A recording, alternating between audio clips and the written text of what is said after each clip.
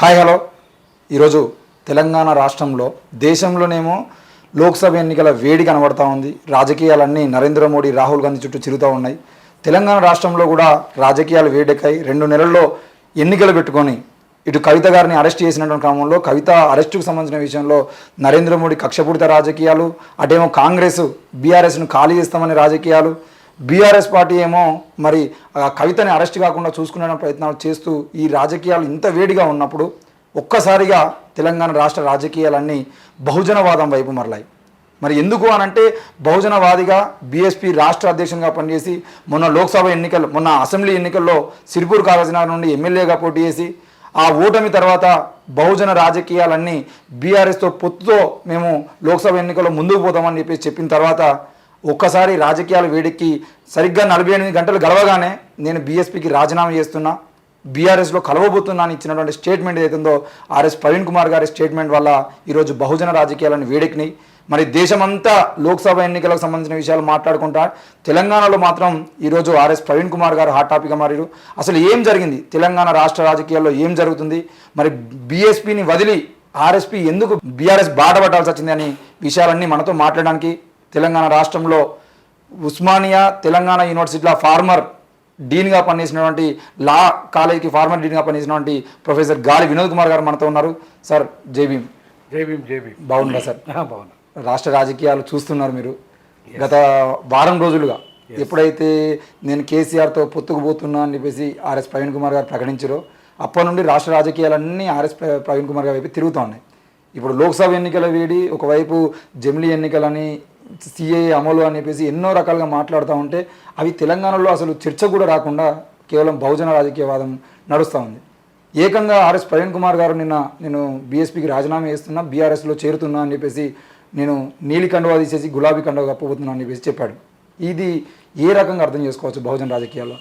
అంటే ఇది బహుజనవాదుల్లో బాగా అవకాశవాదులు ఉంటారు కదా, అంటే బహుజనవాద ముసుగుల వాదము వేరు, బహుజనవాద అవకాశవాదులు వేరు. ఆ ముసుగులో పచ్చి అవకాశవాది ఎవరు ఉన్నారంటే ఆర్ఎస్ ప్రవీణ్ కుమారే. ఆయన అసలు బహుజనవాద బీఎస్పీతో సంబంధం లేని వ్యక్తి సడన్గా బీఎస్పీలోకి వచ్చిండు, మళ్ళీ సడన్గా బీఆర్ఎస్లోకి వెళ్ళిపోయిండు.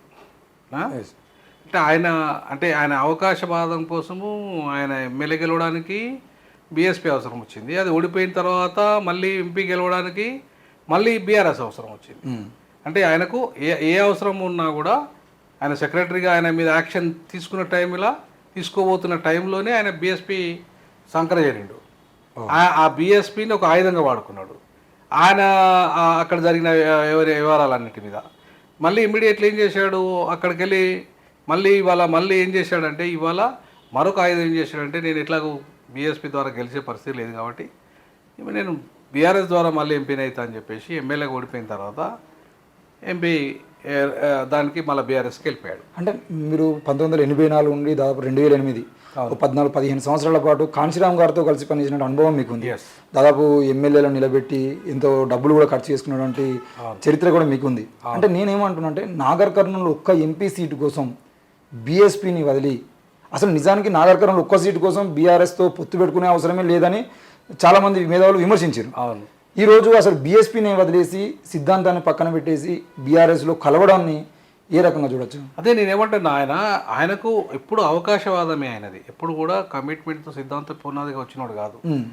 ఫర్ ఎగ్జాంపుల్ మీరు చూడండి, ఆయన సెక్రటరీగా 9 ఏళ్ళు కేసీఆర్ దగ్గర పనిచేసి కేసీఆర్ దగ్గర అలా భావన టికెట్ ఇప్పించుకొని గెలిపించుకొని ఈయనకు సత్సంబంధాలు ఉండి ఈయన లావాదేవీలు నడుపుకొని ఈయన మీద 2018 ఎన్నికల్లో 300 కోట్లు కేసీఆర్కి ఇచ్చిండు అనేది మానవతరాయ్ చేసిన ఆరోపణ, తర్వాత చాలామంది చేసిన ఆరోపణ, తర్వాత BJP and RSS Bajrang Dal ఇట్లాంటి సంస్థలన్నీ కూడా ఈయన మీద హిందూ దేవతలకు వ్యతిరేకంగా, తర్వాత ఫండ్స్ విషయంలో నువ్వు ఎట్లా కేసీఆర్కి ఎక్కడికి వెళ్ళి వచ్చి నీకు డబ్బులు ఇవ్వడానికనే అనేక అంశాల మీద ఆయన మీద రాష్ట్రపతికి చర్యలు తీసుకోమని చెప్పేసి రాయడము, అదంతా పెద్ద ఫైల్ కావడము, ఆయన మీద మొదటి చర్యగా ఆయనను ఉత్తరప్రదేశ్కి ట్రాన్స్ఫర్ చేయడము, అక్కడికి ఆయన పోకుండా కేసీఆర్ దగ్గర పోవడము, కేసీఆర్ మళ్ళీ ఆయనకు మాయావతి గారితో మాట్లాడి ఆ లావాదేవీలు ఏదో మాట్లాడుకొని మళ్ళీ ఆయనకి అధ్యక్ష పదవి ఇప్పించడము, కాంగ్రెస్ ఓట్ బ్యాంకును చీల్చడానికి అది బీజేపీకి అవసరమే, బీఆర్ఎస్కు అవసరమే. సో బీఎస్పీ మొదటి నుండి కూడా ఇలా బీజేపీ ఏజెంట్గా ఉన్నదనేది దేశమంతా ప్రచారం, నేనంటున్నమాట కాదు, ఇది ప్రత్యక్షంగా రాహుల్ గాంధీ అన్నమాట. ఓకే, రాహుల్ గాంధీ ఇవాళ మాయావతి ఇవాళ దేశంలో బీజేపీ ఎదగడానికి ఉత్తర భారతదేశంలో ప్రధానంగా దళితులలో మాయావతి సరెండర్ అయిపోయింది ఇవాళ. కాబట్టి ఇవాళ బీజేపీ అధికారంలోకి వస్తుంది. ఇవాళ బీజేపీ బీఆర్ఎస్ ఎంఐఎం ఒకటే అని ఇక్కడ ఈ ఎంతమంది అసెంబ్లీ ఎన్నికలు స్పష్టంగా చెప్పాడు. కాబట్టి మనం ఎట్టి పరిస్థితుల్లో నమ్మడానికి వీల్లేదు, మాయావతితో కానీ బీఆర్ఎస్తో కానీ పొత్తే ఉండదు అని చెప్పేసి స్పష్టంగా ప్రకటించాడు ఆయన. సో ఈ క్రమంలో రాహుల్ గాంధీ చెప్పిన విషయాలన్నింటినీ మనం స్పష్టంగా ఒకసారి అనాలిసిస్ చేసుకుంటే దేశంలో ఇలా బీజేపీని ఓడించడానికి మాయావతి గారు సిద్ధంగా లేరనేది స్పష్టమవుతుంది. ఎందుకంటే గత 20 ఏళ్ళుగా ఎప్పుడైతే 2008 తర్వాత ఇక్కడ సూర్యప్రకాష్ గారు బలమైన పెద్ద ఎత్తున బీఎస్పీ తీసుకుపోతున్న క్రమంలో ఒకటేసారి దాన్ని ఎట్లయితే అణిచివేసిందో ఇవాళ మళ్ళీ తిరిగి ఇవాళ ఒక మంచి బలమైన నాయకునికి ఇచ్చి ఒక సిద్ధాంతాన్ని కమిటీ ఉన్న వ్యక్తికి ఇస్తే మనం సంతోషించేవాళ్ళం. ఎందుకంటే ఇప్పుడు సూర్యప్రకాష్ చెప్పులు లేని పరిస్థితుల నుండి ఆయన పాపం ఎదుగుతున్న క్రమము, రియల్ ఎస్టేట్ అదో ఇది చేసుకుని ఎదిగి పార్టీ కోసం తన డబ్బులు కూడా ఖర్చు పెట్టుకొని ఆయన ఉద్యమం నడుతున్న క్రమం బాగా బలంగా తీసుకుపోతున్న వ్యక్తి పెద్ద ఎత్తున మీటింగ్లు పెట్టి తీసేసిన తర్వాత ఇవాళ ఒక బలమైన వ్యక్తికి ఇచ్చి కమిటెడ్ వ్యక్తికి ఇచ్చేసి నడిపిస్తుంది పార్టీని అంటే మనం సంతోషపడాం. అసలు ఆమె దేశం ఎక్కడా తిరుగుతలేదు, కనీసం ఉత్తరప్రదేశ్ అయినా స్ట్రెంత్ కాలేదు, అక్కడన్నా కనీసం మళ్ళీ ఎమ్మెల్యే సీటు గెలవలేదు, ఎంపీ సీటు గెలవలేదు. ఆడే 0 స్టేజ్కి వచ్చిన పరిస్థితులలో ఇలా తెలంగాణకు వచ్చేసరికి ఎవరి చేతులు పెట్టింది కమిటెడ్ పర్సన్. అబ్బా ప్రవీణ్ కుమార్ అద్భుతమైన వ్యక్తి, బహుజనవాదం పట్ల చాలా కమిటెడ్ పర్సన్స్ అని నమ్మించడానికి ఆయన కొంతకాలం దాన్ని నడిపాడు. తను వ్యాపారం చేసుకున్నాడు, తను టికెట్లు అమ్ముకున్నాడు, కోట్ల రూపాయలు. సాంబశివ గౌడ్ నా స్టూడెంటే కాకుండా చాలామంది ఎవరైతే ఇప్పుడు చవాన్ లాంటి వాళ్ళు, వెంకటేష్ చవాన్ లాంటి వాళ్ళు, వీళ్ళంతా కూడా పాపం ఆయన నమ్మి మొత్తం అంబారం మీద నేను అధికారం తీసుకొస్తున్నా, కాబోయే ముఖ్యమంత్రి నేనని, ఆమె ఈయన కాబోయే మా ముఖ్యమంత్రి అభ్యర్థి ఈయనే అని ఇట్లాంటి డ్రామాలన్నీ ఆడి వాళ్ళకెవరికి ఉద్యమకారులు టికెట్లు ఇవ్వకుండా మొత్తం టికెట్లు అమ్ముకొని మొత్తం సొమ్ము చేసుకొని అక్కడ మాయావతికి ఇచ్చేసి ఈయన తీసుకొని ఉన్న వాళ్ళ కోటని అంతా మేనేజ్ చేసుకున్న వరకు బాగానే నడిచింది. వారం దుకాణం బాగానే నడిచింది. ఓకే, ఈడ దుకాణం బాగానే నడిచింది. మళ్ళీ ఈ దుకాణం క్లోజ్ అయిన తర్వాత ఓడిపోయిన తర్వాత ఎక్కడైతే ఇప్పటివరకు చెప్తున్నాను, ఇప్పుడు బీఎస్పీలో ఏ అధ్యక్షుడైనా ప్రవీణ్ కుమార్ లాగా ఇంత మీడియా హైప్ ఇచ్చిందా? ఇవ్వలేదు. ఎందుకు ఇవ్వలేదు? మిగతా వాళ్ళకి ఎందుకు ఇవ్వలేదు? అసలు వార్త ఉందా? ఎప్పుడైనా నాయకుడు కనపడ్డా? కానీ ఈయన మొత్తం మిగతా పార్టీలే ఎట్లయితే రేవంత్ రెడ్డి ఒకవైపు, ఈయన ఒకవైపు, తర్వాత కిషన్ రెడ్డి ఒకవైపు, మొత్తం మీడియా అంతా ఈయనే చూసినాం మనం. ఇదంతా ఎట్లయింది? అగ్రవర్ణాల ఏజెంట్గా మారాడు కాబట్టి, అగ్రవర్ణాల అగ్రకుల పార్టీల ఏజెంట్గా మారాడు కాబట్టి, బీజేపీకి ప్రధానంగా ఉపయోగపడే కార్యక్రమాలు చేశాడు కాబట్టి, ఆమె అక్కడికి వెళ్ళి చేసింది, ఈయన ఇక్కడికి వెళ్ళి చేసాడు, ఈయన కేసీఆర్ చేసాడు. వీళ్ళంతా కలిసి బీజేపీని ఇండైరెక్ట్గా గెలిపేయడానికి చేసిన కుట్రలు చేస్తున్నారని ఒకవైపు రేవంత్ రెడ్డి స్పష్టంగా చెప్తూనే ఉంటాడు. అయితే మీరు అంటున్నట్టుగా బీజేపీతో బీఎస్పీ పొత్తులో ఉంది, అది ఒకటే అని చెప్పేసి మీరు అంటున్నారు. కానీ ఆర్ఎస్పీ గారు రాజీనామా చేసేటప్పుడు ఏమన్నారంటే ఆయన ట్విట్టర్లో పోస్ట్ పెడుతూ బీజేపీ నేను ఎప్పుడైతే బీఆర్ఎస్తో కలుస్తాను అని చెప్పుడుతోటే బీజేపీ ఆ పొత్తును అంటే పొత్తు కాకుండా ఉండడం కోసం పెద్ద ఎత్తున ఫైట్ చేస్తూ ఉంది, మా మీద ఒత్తిడి తీసుకొస్తుంది. ఆ ఒత్తిడి వల్లనే ఈరోజు నేను ఆత్మగౌరవాన్ని కూడా పక్కన పెట్టేసి ఇందులో పోతున్నా అని చెప్పేసి చెప్పిండు. అసలు మాయావతి గారి మీద బీజేపీ ఒత్తిడి చేయడం వల్లనే పొత్తుకు వెనక్కిపోయిందా? అంటే నరేంద్ర మోడీ నిజంగానే మాయావతి మీద ఒత్తిడి చేసిందా? అసలు ఏ రకంగా అర్థం చేసుకోవాలి? అసలు మాయావతి గారు నరేంద్ర మోడీకి వ్యతిరేకంగా పనిచేసి ఉంటే ఆమె ఆయనకు బీజేపీకి సరెండర్ అయ్యి కాకుండా ఉండి ఉంటే ఈ దేశంలో బీజేపీ అధికారానికి రెండోసారి వచ్చేది కాదు. ఉత్తరప్రదేశ్లో రెండోసారి అధికారానికి వచ్చేది కాదు. ఇవాళ బీఎస్పీ అనే పార్టీ బీజేపీకి సరెండర్ కావడం వల్లనే దేశంలో రెండోసారి అధికారానికి వచ్చింది, యూపీ అంత పెద్ద రాష్ట్రంలో రెండోసారి అధికారానికి వచ్చింది. ఓకే, మరి ఇవాళ నాకు తెలియదా మన మాయావతి గారు బీజేపీకి సరెండర్ అయిన విషయం? మరి అప్పుడు ఎట్లా చేయనండు? తెలియకుండానే చేయండి. ఇప్పుడు నేను పొత్తు పెట్టుకుంటే మాయావతి గారు బీజేపీకి సరెండర్ అయింది, బీజేపీతో ఉన్నది కాబట్టి, బీజేపీకి సరెండర్ అయింది కాబట్టి ఆమె మేము దాన్ని వ్యతిరేకిస్తూ వచ్చినాయని చెప్పడం పచ్చి అబద్ధం, పచ్చి అవకాశవాదం కూడా. అది పచ్చి అబద్ధము, పచ్చి అవకాశవాదం. ఎందుకంటున్నా అంటే ఈ మాట వాళ్ళ స్పష్టంగా దేశంలో ఉన్న ప్రతి రాజకీయ పార్టీని అడగండి, సెక్యులర్ పార్టీగా చెప్పుకునే ప్రతి రాజకీయ పార్టీని అడగండి, ఇండియా కూటమిలో ప్రతి పార్టీని అడగండి, మాయావతి గారు బీజేపీకి సరెండర్ అయిపోయింది అనేది విషయం. ఇంత ప్రపంచం అంతా కూడా కూర్చున్నా నీకు తెలియదా? మరి ఒక ఐపీఎస్ ఆఫీసరు నువ్వు తెలియకుండానే పోయిన వాళ్ళకు. అంటే నీ వెన్నును కాపాడుకోవడానికి నీ మీద వచ్చిన ఆరోపణలను వాటిని అన్నింటినీ ప్రొటెక్ట్ చేయడానికి కేసీఆరే నీకు పార్టీ అధ్యక్ష పదవి ఇప్పించినట్టుగా. తర్వాత వీళ్ళిద్దరు లక్ష్యం ఒకటే, ఏది? కాంగ్రెస్ని దెబ్బకొట్టడం. సో కాంగ్రెస్ అధికారులకు రాకుండా చేయాలని చెప్పేసి వాళ్ళు అప్పుడు ఒంటరిగా ఆయన పోటీ చేసిండు, ఈయన పోటీ చేసిండు ఒంటరిగా. సో ఇద్దరు ఒంటరిగా ఎందుకు పోటీ చేసిండంటే కాంగ్రెస్ ఓట్ బ్యాంక్ చీల్చాలి, అధికారులకు కాంగ్రెస్ అనేకుండా చేయాలి. అది జరగలేదు. వీళ్ళిద్దరి కుట్రలు ప్రజలు వ్యతిరేకించారు. ఎందుకంటే ప్రజలు సిద్ధంగా ఉన్నారు కేసీఆర్ను గద్దె దించాలి, ఎట్టి పరిస్థితుల్లో ఆయన నియంతృత్వాన్ని దెబ్బకొట్టాలి, ఎట్టి పరిస్థితుల్లో ఎవరొచ్చినా పర్లేదు అధికారులకి. కాబట్టి అంతకుముందు బీజేపీ కొంత ముందుకెళ్ళిన క్రమం ఉండే. ఎందుకు? పీసీ ముఖ్యమంత్రి అని ఒక నినాదం తీసుకొని ఆ క్రమంలో ఏమైంది? బీజేపీ తన బీఆర్ఎస్తో అంతర్గతంగా ఒప్పందం పెట్టుకొని ఇవాళ కేసీఆర్ను మాత్రమే ముఖ్యమంత్రి చేయాలనుకున్నది. కేంద్రంలో ఎంపీ సీట్లను ఎక్కువ తీసుకోవాలని రాష్ట్రం తీసుకొని కేంద్రం తీసుకునే అంతర్గత ఒప్పందంలో భాగంగా తెలంగాణలో అధికారంలోకి రాకుండా ఏం చేసిన వాళ్ళు? అధికారాన్ని కాస్త కాంగ్రెస్కు పోయినా పర్వాలేదు అనుకున్నారు వాళ్ళు, లేదా బీఆర్ఎస్ వస్తుందని అనుకున్నారు వాళ్ళు. బీఆర్ఎస్ అన్ని సీట్లు పెరగడానికి కూడా కారణం బీజేపీ. ఓకే, 8 సీట్లకు ఎందుకు పరిమితం అయిపోయింది? ప్రభుత్వంలో అధికారానికి వస్తాను బండి సంజయ్ అధికారానికి వస్తాడు. ఇవాళ బండి సంజయ్ అధికారానికి వస్తాను, బండి సంజయ్ ఎందుకు తీసేసారు? అధికారాన్ని ఇస్తానని ఎందుకు తీసేసారు? వాళ్ళ కుట్రలు జరిగినాయి. కేసీఆర్ ఆ కుట్రకు ప్రధాన సూత్రధారైండు. కాబట్టి ఇవాళ బీజేపీ బీఆర్ఎస్ అంతర్గత ఒప్పందంలో భాగంగానే ఇదంతా జరిగింది అనేది ప్రజలు చూసినారు. ఆమె కవిత అరెస్ట్ అప్పుడు కాలేదు. ఎందుకు కాలేదంటే వీళ్ళు అంతర్గత ఒప్పందం వల్లనే కాలేదని చెప్పేసి ఆ అంశాన్ని తెర మీదకి అందరూ ప్రజలందరూ నమ్మే కదా కాంగ్రెస్కు ఆల్టర్నేటివ్గా చూసినారు. కాంగ్రెస్ను ఆల్టర్నేటివ్గా ఎందుకు చూసినారు అంటే ప్రజలు ఇవాళ బీఆర్ఎస్ బీజేపీ ఒకటే, వీళ్ళిద్దరు అంతర్గత ఒప్పందం అయిపోయి ఇవాళ కాంగ్రెస్ను అధికారులకు రానికుండా చేస్తున్నారు. కాబట్టి ఎట్టి పరిస్థితుల్లో కాంగ్రెస్ని గెలిపించాలని ప్రజలు నిర్ణయించుకున్నారు. మీరు అంటున్నారేమో బీఆర్ఎస్ అంటే కేసీఆరే ఆర్ఎస్పీని బయటికి తీసుకొచ్చినారని అంటున్నారు. కానీ ఆర్ఎస్పీ మొదటి నుండి ఫైట్ చేసుకుంటూ వచ్చింది కూడా బీఆర్ఎస్కి వ్యతిరేకంగానే. దానివల్ల అంటే బీఆర్ఎస్కు ఓట్లను చీల్చడం కోసం పనిచేసినట్టుగా ఆయన పనిచేసింది కదా. ప్రజలందరూ కూడా బీఆర్ఎస్కు వ్యతిరేకంగా పనిచేస్తున్న ఏకైక గొంతుగా ఆర్ఎస్పీఏ ప్రభుత్వాన్ని ప్రశ్నిస్తున్న గొంతుగా. ఇద్దరి మధ్యలో అంతర్గత ఒప్పందంలో బాగా ఇప్పుడు 10 ఏళ్ళు నువ్వు సెక్రటరీగా పనిచేసినావు, ఆయన నీ దోస్తానం ఇద్దరిది జాన్ జిగరీలు ఇద్దరు. ఏంది నువ్వు బీఎస్పీలో పోగానే ఆయన శత్రువు అయిపోతాడా నీకు? నేను అట్లా సరే వాళ్ళిద్దరికి అట్లా ఆ ఇద్దరికి అంత శత్రుత్వం ఉందంటే ఈయనకు ఐపీఎస్ బీఆర్ఎస్ తీసుకున్నాడు కదా, బీఆర్ఎస్ తీసుకున్న అరగంట లోపు పర్మిషన్ వస్తుందా?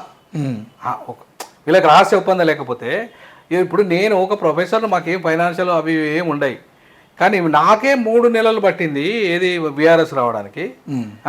7 ఏళ్ళు ఇప్పుడు నేను 7 ఏళ్ళ సర్వీస్ నేను వదులుకున్నా, ఆయన 6 ఏళ్ళ సర్వీస్ వదులుకున్నాడు. అయితే నాకే ఎలాంటివి ఉన్నాయి మాకు ఫైనాన్షియల్, కానీ వాళ్ళకు ఎన్కౌంటర్లు చేసిన పైసలు కావాలి, వాళ్ళకు రకరకాల వ్యవహారాలు ఉంటాయి, పోలీసు వాళ్ళకు ఇంటర్నల్ వ్యవహారాలు ఉంటాయి, హోమ్ మినిస్టర్ వ్యవహారాలు ఉంటాయి, దేశంలో అంతర్గత భద్రతలు ఉంటాయి, ఈ రాష్ట్ర భద్రతలు ఉంటాయి. ఇవన్నిటిని క్లియరెన్స్లు రావాలి. దాదాపు వాళ్ళకి 6 నెలల సంవత్సరం పడుతుంది ఆయనకు వీఆర్ఎస్ క్లియర్ కావాలంటే. అవును, ఆకునూరు మురళి గారు కూడా కొద్దిగా లేట్ అయింది. అంతే కదా, ఆకునూరు మురళికి లేట్ అవుతుంది. ఆయన కూడా ఐఏఎస్ పెద్ద వాళ్ళకు కూడా ఏముండే, కానీ ఆయన కూడా లేట్ అయింది ఆయనకు. నాకు 3 నెలల నుంచి 4 నెలలు పట్టింది నాకు బీఆర్ఎస్ రావడానికి.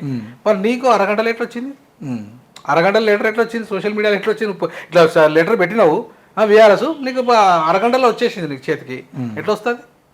నీకు అంతర్గత ఒప్పందం ఉంటేనే కదా జరిగేది. కేసీఆర్కు నీకు అంతర్గత ఒప్పందం ఉంది కాబట్టి ఆ అంతర్గత ఒప్పందంలో భాగంగా నీకు అరగంటలో బీఆర్ఎస్ నీకు వచ్చేసింది చేతికి. అది జరిగే పనే కాదు. ఒక పోలీస్ ఆఫీసర్కు అరగంటలో బీఆర్ఎస్ వచ్చే పరిస్థితే ఉండదు. ఇది అంతర్గత ఒప్పందంలో భాగంగా కేసీఆర్ ఏంటంటే ఆయన మీద వ్యతిరేక ఓట్లు ఎక్కడికి పోవద్దు, కాంగ్రెస్ పడద్దు. ఓకే, పడకుండా ఆ దళిత ఓట్ బ్యాంక్ ఏం చేయాలి? ఈయన తిడితే ఆ దళితులంతా నమ్మి, దళితుల ఎడ్డోళ్ళు గుడ్డోళ్ళు పాపం వాళ్ళంతా కూడా ఏం చేస్తారు, అబ్బో ప్రవీణ్ కుమార్ సెక్రటరీ చాలా గొప్ప పని చేసిండు, గొప్పోడు, అది ఇంద్రుడు చంద్రుడు, అభినవ్ అంబేద్కర్. ఇప్పుడు ఆయన సెక్రటరీగా ఉన్నంతకాలము కేసీఆర్ అభినవ్ అంబేద్కర్ అన్నాడు, తర్వాత ద్రోహి అన్నాడు. ఆయన సెక్రటరీగా ఉన్నంత కాలము ఈయన మధ్యలో ఆయన మధ్యలో అంటే ఆర్థిక లావాదేవీలు జరిగినాయి, ఈయన మధ్యలో ఆయన మధ్యలో ఎన్నికల పైసలు పంపిణీ జరిగింది, ఈయన వాళ్ళ బావ టికెట్ ఇప్పించుకున్నాడు, గెలిపించుకున్నాడు. ఇవన్నీ జరిగి ఒకటేసారి శత్రువు ఎట్లా అయింది? బీఎస్పీలోకి రాగానే శత్రువు అయిపోతారా? ఇవన్నీ అబద్ధాలు. వాళ్ళ ఎవరైతే ప్రొఫెసర్ మురళీ మనోహర్ ఇలా గురువు గారు చెప్పిండ్రు, ఆయన పొట్ట చెప్తే పొట్ట తెరితే అబద్ధాలే, నోరు తెరితే అబద్ధాలే ప్రవీణ్ కుమార్ అనేది అక్షరాల సత్యాలు. ప్రవీణ్ కుమార్ చెప్పేటిని అబద్ధాల చిట్ట, అబద్ధాలకు ఆది పురుషుడు ఎవరు అన్నారంటే ప్రవీణ్ కుమార్, ఆర్ఎస్ ప్రవీణ్ కుమార్. ఇవాళ ప్యాకేజ్ స్టార్ ఎవరు అన్నారంటే ప్రవీణ్ కుమార్. ఆయన ప్యాకేజ్ స్టార్ అనే డైలాగ్ మీరు అంటున్నారు, కానీ ఈరోజు ఆయన మీడియా మిత్రులతో మాట్లాడుతూ క్లియర్గా చెప్పిండు, నేను ప్యాకేజీ కోసమే బీఆర్ఎస్లో జాయిన్ అయ్యేటోని అయితే నేను రాజీనామా చేయగానే బీఆర్ఎస్లో పోయేటోని, లేదంటే నిజంగా ప్యాకేజ్ కోసమే ఆలోచించామని అయితే ఈరోజు కాంగ్రెస్లోకి పోయేటోని, రేవంత్ రెడ్డి దగ్గర పోతే నాకు ప్యాకేజ్ వచ్చేది. నేను ఆనాడు ప్యాకేజీ కోసం పనిచేయలేదు, ఈనాడు ప్యాకేజీ కోసం పనిచేయలేదు, అసలు ప్యాకేజీల కోసం పనిచేసేవాడిని కాదు అని చెప్పేసి ఆయన ఈరోజు మాట్లాడిండు. ఈరోజు స్టేట్మెంట్ ఇప్పుడు రేవంత్ రెడ్డి ఇస్తాన్న పోస్ట్ ఏంటిది?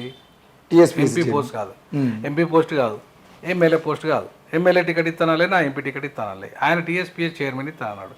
ఆయనకు కావాల్సింది రాజకీయాలు, ఈయనకు కావాల్సింది రాజకీయాల్లో అంత పబ్లిసిటీ వస్తుందా? ఆయనకు టీఎస్పీఎస్ చైర్మన్ సెక్రటరీ పబ్లిసిటీ వస్తుందా? సెక్రటరీ ఉన్నప్పుడు అయినా ఏదో కొద్ది పొరగాలి చదువు ఏదో చెప్పిండు, ఇంత చేసిండు అనేది వస్తుంది తప్ప ఇంత రాజకీయంగా ఇంత వస్తుందా? ఈ రకమైన మీడియా హైప్ క్రియేట్ అవుతుందా? ఈ రకంగా చర్చ జరుగుతుందా? ఏ రాజకీయాలలో ఆయన టికెట్, ఆయన ఎమ్మెల్యే టికెట్ ఇస్తానులే, నా ఎంపీ టికెట్ ఇస్తానులే. ఆయన టీఎస్పీఎస్ చైర్మన్ ఆఫర్ చేసాడు, ఈయన వద్దన్నాడు దాన్ని. ఆయనతో మాత్రాన ఆయనకు ఆ ప్యాకేజ్ ఆయనతో ముట్టనట్ట. ఇప్పుడు అట్లా అంటే ఉత్తమ్ కుమార్ రెడ్డితో నువ్వు ప్యాకేజ్ మాట్లాడుకున్నది నువ్వు వాస్తవం కదా? సాంబశివరావు కూడా ఆరోపించాడు, మొత్తం కాంగ్రెస్లో ఉన్న వాళ్ళు ఎంతమందితో ప్యాకేజ్ మాట్లాడుకున్నావు, ఎంతమంది టికెట్లు అమ్ముకున్నావు, బీఆర్ఎస్లో ఉన్న వాళ్ళతో ఎంతమంది టికెట్లు అమ్ముకున్నావు, బీజేపీలో ఎంతమందితో వర్క్ చేసినావు, లావాదేవీలు చెప్పినావు అనేది స్పష్టంగానే రుజువులతో సహా నీకు లైవ్లో సాంబశివరావు గౌడ్ ఫోన్ చేసి నీకు లైవ్లో మాట్లాడితే నువ్వు దానికి సమాధానం చెప్పలేదు. అంటే నువ్వు ప్యాకేజ్ స్టార్ కాదా అనేది ఎవరు చెప్పాలి? నీతో తిరిగిన వాళ్ళు చెప్తాను. నువ్వు ఎంత ప్యాకేజ్ స్టారు, ఎంత వసూలు చేసినావు, ఏం చేసినావు, ఎంత ₹1,00,00,000 టికెట్ ఎవరి దగ్గర అమ్ముకున్నావు, ఏం కథ, ఇవన్నీ చేసినావు అనేది నేను చెప్తున్న మాటలు కాదు, సాంబశివ గౌడ్ లాంటి వాళ్ళు చెప్తున్న మాటలు ఇవన్నీ కూడా. ఇవన్నీ సాంబశివ గౌడ్ ఒకటే కాదు, చాలా మంది ఎవరైతే ఉన్నారో బాధితులు ఉన్నారో అందరూ కూడా ఈ అంశాన్ని చెప్తున్నారు. కాబట్టి ప్రవీణ్ కుమార్ ప్యాకేజ్ స్టార్ కాబట్టే ఇవాళ ఆయన అక్కడికి వెళ్ళి సెక్రటరీకి వెళ్ళి డైరెక్ట్ ప్యాకేజ్ మాట్లాడుకొని ఆ ప్యాకేజీలో భాగంగా కాంగ్రెస్ను ఓడించడానికి ప్యాకేజ్ మాట్లాడుకొని ప్యాకేజీలో భాగంగా ఇవాళ బీఎస్పీలో తీసుకొని ఆయన ఇద్దరు కలిసి అక్కడ కాంగ్రెస్ని ఓడించే ప్యాకేజ్ ఒకటి మాట్లాడుకున్నారు. అది జరగలేదు. ప్రజలు గుడ్డోళ్ళు కాదు, ఎడ్డోళ్ళు కాదు. నువ్వు రాగానే ఇంద్రుని చంద్రుని అట్లంటే నువ్వు అంత శక్తివంతుడు అయితే బహుజనవాదాన్ని నీకు 1,20,000 ఓట్లు ఎట్టు తగ్గుతాయి నీ గతంలో కంటే? ఒక అనామకుడు నీకు ఎక్కడ మీడియాలో కనపడలేదు బాలన్న. బాలన్న వచ్చినప్పుడు 4 లక్షల చిల్లర ఓట్లు వస్తే నీకు వచ్చిన అది 1,50,000 దగ్గర 1,50,000 ఓట్లు తగ్గినాయి నీకు. ఎట్లా తగ్గుతాయి? నువ్వు శక్తివంతుని బలవంతుని అయితే బహుజనవాదం నీ లోపల నీ స్వెరోలు అంతా కూడా ఇంతమంది ఉన్నారని చెప్పినావు కదా, మరి ఎంతమంది నీ స్వెరోలు నీకు ఓటేసిర్రు? పాపం ఏదో పార్టీని నమ్ముకొని మొదటి నుండి పనిచేసిన వాళ్ళు కొంతమంది అభిమానులు వాళ్ళంతా కూడా ఏంటంటే అయ్యో సార్ సెక్రటరీ గారు కదా, బహుజనవాదాలకు వచ్చి త్యాగం చేసి వచ్చిండు కదా అని చెప్పి గుడిగా నమ్మి ఓట్లు వేసిన వాళ్ళు పాపం చాలామంది ఇవాళ బలైనరు. అదే వాళ్ళు తిడతాను ఇవ్వాలి. ఎవరైతే నమ్మి నీకు ఓటేసిరు వాళ్ళందరూ తిడతాను ఇవ్వాలి. నేను ఎందుకు తిడతారు? నువ్వు నిజంగానే బహుజనవాదం కోసం పోతే దొర దగ్గరికి ఎందుకు పోతావు? అంటే నేనేమంటున్నా అంటే ఒకవేళ నిజంగా ఇంత పేరు సంపాదించుకున్నాడు, మీరు అంటున్నట్టుగా అభినవ్ అంబేద్కర్ అనే వరకు ఆయన పేరు సంపాదించుకొని 2 ఏళ్ల పాటు అయితే బీఆర్ఎస్ను తిడుతూ ఆ సమస్యల మీద పోరాటం చేస్తూ పేరు సంపాదించుకొని ఇప్పుడు కేవలం నాగర్ కర్నూలు ఎంపీ టికెట్ కోసం అటు బీఎస్పీని వదిలేసుకొని ఒక్క ఎంపీ టికెట్ కోసమే బీఆర్ఎస్లో చేరాల్సిన అవసరం వచ్చిందంటే నేనేమంటున్నా, ఇప్పుడు నువ్వు త్యాగపురుషుడు అయితే కాన్షీరామ్ త్యాగపురుషుడు కదా, ఆయన ఏ పార్టీ టికెట్ ఏదో టికెట్ల కోసం ఆశించలేగా, మాయావతినే ముఖ్యమంత్రి చేసిండు కదా, ఆయనే కావాలని లేగా. మరి అంత త్యాగపురుషుడు అయితే నువ్వు అదే బీఎస్పీలో ఎందుకు కంటిన్యూ అయితే లేవు? నేను ఇప్పుడైతే మాయావతి గారు అయితే తీసేయలేగా, తీసేసినట్టే ఇంకా రాలేగా, మన సమాచారం ఏమి రాలేదు కదా. మరి ఎందుకు నువ్వు వాళ్ళ ఇల్లు చెల్లిపోయి అనలేకపోతాను? అంటే నువ్వు ఈ డైలాగ్ ఎందుకు మాట్లాడుతున్నావు? ఇవాళ నాకు ఇవాళ కవిత అరెస్ట్ అయితే నీకేం గగ్గోలు? లిక్కర్ కేసులో ఆమె మీద సాక్ష్యాధారాలు ఉన్నాయి కాబట్టి ఇలా అరెస్ట్ అయింది. లేదంటే రాజకీయ ప్రయోజనాల కోసం బీజేపీ బీఆర్ఎస్ ఇద్దరు ఆడుతున్న నాటకంలో మళ్ళీ ఈ ఎంపీ సీట్లు సంపాదించుకోవడానికి మళ్ళీ కవితను అరెస్ట్ చేస్తే అప్పుడు బీఆర్ఎస్ బీజేపీ ఒక్కటి కాదు వేరు అని చెప్పేసి ప్రజలు నమ్మి ఓట్లు వేస్తారని గుడ్డిగా అవుతారని అనుకునే భ్రమల్లో ఇవాళ బీజేపీ ఉంది, నా బీఆర్ఎస్ ఉంది. కానీ అంత గుడ్డిగా ప్రజలు లేరు.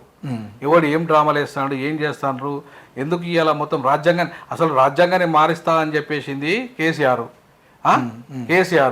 ఆ రాజ్యాంగాన్ని మారుస్తా అని చెప్పి బరాబర్ మారుస్తామని చెప్పినాడు కేసీఆర్. అట్లాంటి కేసీఆర్ ఎట్లా నీకు రాజ్యాంగ రక్షకుడు అయ్యండి ఇమీడియట్లీ? నువ్వెట్లా ఆయన దగ్గరికి పోతావు? సో బీజేపీ బీజేపీ రాజ్యాంగం మారుస్తుంది, సెక్యులర్ అనేది వ్యతిరేకం అనేది లోకం అందరికీ తెలుసు. ఇవాళ బీజేపీని అడ్డుకుంటున్నాం అనేది అబద్ధం. బీజేపీని అడ్డుకుంటాం అనేది పచ్చి అబద్ధం. మాయావతే సరెండర్ అయిపోయింది, బీఆర్ఎస్ కేసీఆర్ ఎప్పుడో సరెండర్ అయ్యిండు, నువ్వు సరెండర్ అయినావు. సరెండర్ అయితేనే కదా నీకు బీఎస్పీ అధ్యక్ష పదవి వచ్చింది. నువ్వు బీజేపీతో సరెండర్ కాకపోతే నీకు కేసుల పాలు అయిపోయి కాదా? ఇప్పుడు ఆయన మాట్లాడుతూ తెలంగాణ ఉద్యమకర్త మహనీయుడు అని చెప్పేసి కేసీఆర్ గారిని పొగిడిస్తున్నాడు. అయితే తెలంగాణ సిద్ధాంతాన్ని పక్కన పెట్టేసి టీఆర్ఎస్ని బీఆర్ఎస్గా మార్చుకున్నారు. తర్వాత దళిత ముఖ్యమంత్రిని చేస్తా అని దళిత ముఖ్యమంత్రిని చేయలేదు. రాజ్యాంగాన్ని మారుస్తా అని చెప్పేసి ఏకంగా కేసీఆర్ డైరెక్ట్ మాట్లాడి దాని తర్వాత డిప్యూటీ సీఎం చేసి ఆయన ఎట్లా రాజయ్యను ఎంత అవమానపరిచిండు. ఈటల రాజేందర్ లాంటి బీసీ నాయకుని కూడా ఎట్లా అవమానపరిచిండు చేసిండు. మరి ఇప్పుడు ఈవెన్ మనని ఇప్పుడు పెద్దపల్లి ఎంపీ ఇచ్చిన మాజీ మంత్రి పెద్దపల్లి పెద్ద మనిషి ఉన్నాడు చూడు, ఆయనను జరగని చెప్పేసి స్టేజ్ల మీద అన్నాడు చూడు మాజీ మంత్రి కొప్పులేశ్వర్. ఇట్లాంటి చాలా ఉదంతాలు చెప్పచ్చు. మనం ఇప్పుడు మందకృష్ణ మాదిగ గారు అనేక సందర్భాల్లో ఆయన యొక్క దొరతనానికి వ్యతిరేకంగా కొట్లాడిన చరిత్ర మందకృష్ణ మాదిగ గారిది. ఇంత దుర్మార్గాలు చేసిన కేసీఆర్ ఒకటేసారి నీకు ఎట్లా నచ్చిండు? ఏ రకంగా నీకు బహుజనవాదానికి నీ బలోపేతం చేస్తాను అనుకుంటున్నాను? బహుజనవాదాన్ని అసలు మాదిగల్ని అణచివేసింది కేసీఆర్. మాదిగలకు అసలు అవకాశాలు ఇవ్వంది కేసీఆర్. మాదిగలకి ఇవాళ దుర్మార్గంగా ఇవాళ ముఖ్యమంత్రి స్థానం ఇవ్వంది కేసీఆర్. ఇవాళ దళిత పథకంతో దగా చేసింది కేసీఆర్, దళిత బంధుతోని. ఇట్లా దళితుల 3 ఎకరాల భూమి ఏమైంది? ఇవన్నీ ఏది చేసినా దగానేనే. మరి అట్లాంటి దగా పురుషుని దగ్గరికి పోయి నువ్వు దగా చేసిన బహుజనవాదాన్ని, బహుజనవాదానికి నువ్వు దగా చేసినావు అంటే ఇద్దరు దగాలు దొంగలు అనే ముద్ర ఇవాళ మీ ఇద్దరికి పడింది. అంటే దొంగలు ఒకటైనరు అనేది ఊర్లో సామెత ఉంటుంది కదా, ఆ టైపులో మీ ఇద్దరు ఒకటైనరు అనేది ఇవాళ మనకు ప్రజలు స్పష్టంగా అర్థమవుతున్నది. ఇవాళ నిజంగానే మీకు బహుజనవాదం మీద చిత్తశుద్ధి ఉంటే ఆ మనవాడు ఆయన పేరు డిఎస్పీ పెట్టిండు చూడు, విశారదన్. ఇప్పుడు విశారదన్ బహుజనవాదం పేరు మీద గత 13 ఏళ్ళుగా 14 ఏళ్ళుగా అదే సిద్ధాంతాన్ని పట్టుకొని ఆయన ముందుకు పోతాడు. ఆయన ఏదో ఎంపీగా పోటీ చేస్తాను అంటలేడు, నా ఎమ్మెల్యే పోటీ చేస్తాను అంటలేడు. కానీ మొత్తానికి అయితే బహుజనవాదాన్ని పట్టుకొని ఉన్నాడుగా. మరి ఆయన కమిటెడ్గా ఉన్నట్ట, నువ్వు కమిటెడ్గా ఉన్నట్ట బహుజనవాదానికి? మరి అట్లాంటప్పుడు ప్రజలు ఇవాళ గుడ్డోళ్ళ ఎడ్డోళ్ళ తెలియదా ఎవరు బహుజనవాదాన్ని కమిటెడ్గా పనిచేస్తున్నారు, ఎవరు ముందు తీసుకెళ్తున్నారు అనే విషయం? మాయావతి 2008లో సూర్యప్రకాశం తీసేసిన తర్వాత ఇవాళ మంచి సమర్థవంతమైన బహుజన ఉద్యమాన్ని భూస్థాపితం చేసిన తర్వాతనే కదా విశారదన్ బయటికి పోయిండు, నేను బయటికి పోయినా, మేమంతా బయటికి పోయింది అప్పుడే కదా. సూర్యప్రకాశం తీసేసిన తర్వాతనే ఆయన పోయి పెట్టుకున్నాడు సొంతగా డిఎస్పీ అని. ఆయన బహుజనవాదం మీద కనచర మీద పనిచేస్తున్నాడు. మరి ఇవాళ నువ్వు ఆయన తిట్టుకుంటూ కూర్చున్నావు. 25 ఏళ్ళు ఆయన ఉద్యమంలో ఏం చేసిండు అంటున్నావు. ఇప్పుడు నీ లెక్క అమ్ముడు పోతే ఏమైనా చేయొచ్చు. ఇప్పుడు నీ లెక్క పోవాలంటే మాకు ఎప్పుడో 2009లోనే మాకు అదే కేసీఆర్ అవకాశం ఇస్తాడు, ఎంపీ టికెట్ ఇస్తాడు. అదే కేసీఆర్ మేము ఏపీబీఎస్ పెట్టిన మాయావతి తీసేసిన తర్వాత ఏపీబీఎస్ పెట్టినప్పుడు రాజశేఖర రెడ్డి మాకు నీకు వర్ధనపేట ఎమ్మెల్యే ఇస్తాడు. మరి మేము పోలే, నాకు సూర్యప్రకాష్ నాకు ఇస్తాడు, మేము పోలే, మేము మా ఏపీబీఎస్పీలో టికెట్లు ఇవ్వండి, మీరు మిగతా మీకు సపోర్ట్ చేస్తామన్నాం. మేము మాకు టికెట్లు 2 ఇవ్వండి, మేము సపోర్ట్ చేస్తాం. లేదు వాళ్ళు ఏమన్నారు, అటు రాజశేఖర రెడ్డి కానీ ఇటు కేసీఆర్ సరెండర్ చేయమన్నారు, పార్టీని విలీనం చేయమన్నారు. మేము చేయలేదు. మేము చేయకుండా ఇవాళ పాపం ఆయన బహుజన్ లెఫ్ట్ పేరు మీద ఆయన పోయిండు, నేను అట్లనే ఉన్నాను ఏ పార్టీలో పోకుండా.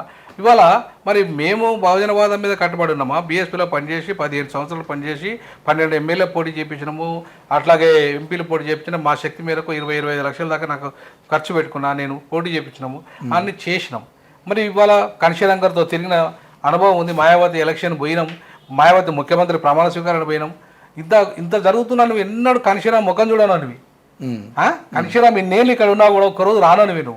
నువ్వు బహుజనవాదం ఎట్లయినావు నాకు అర్థం కాలేదు. నువ్వు ఏకాఏకన పోయి అధ్యక్ష పదవి ఎట్లా తీసుకున్నావు? ఆమె ఎట్లా ఇచ్చింది నీకు? అసలు నీకు అసలు ప్రాథమిక సభ్యత్వం లేనవి, బ్యాంసప్లో ఎన్నడూ ముఖం చూడనవి.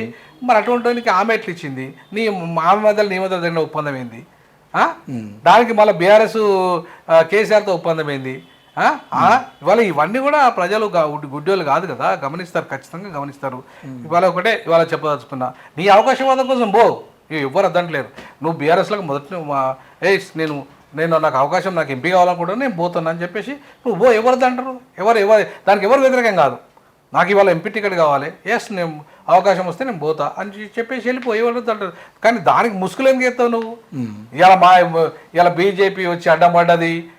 అరే బీజేపీ ఇప్పుడు 303 సీట్లు ఉన్న బీజేపీ రాజ్యసభ, దేశంలో అన్ని సీట్లు ఉన్న బీజేపీ నీకు అడ్డం పడుతుంది.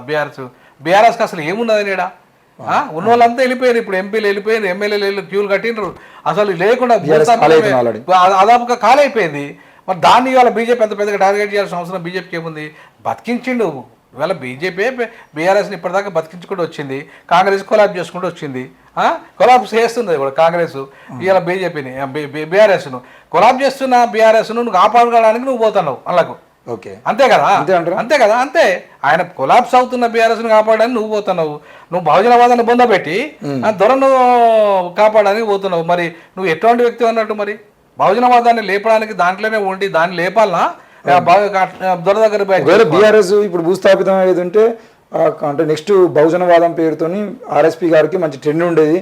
బీజేపీ, కాంగ్రెస్, బీఆర్ఎస్, బీఎస్పీ మూడో స్థానంలో రెండో స్థానంలో వచ్చేది. నెక్స్ట్ 2029 ఎన్నికలకు లేకపోతే వచ్చే లోకల్ బాడీ ఎన్నికలలో బీఎస్పీ బలమైన శక్తికి అవతరించేది.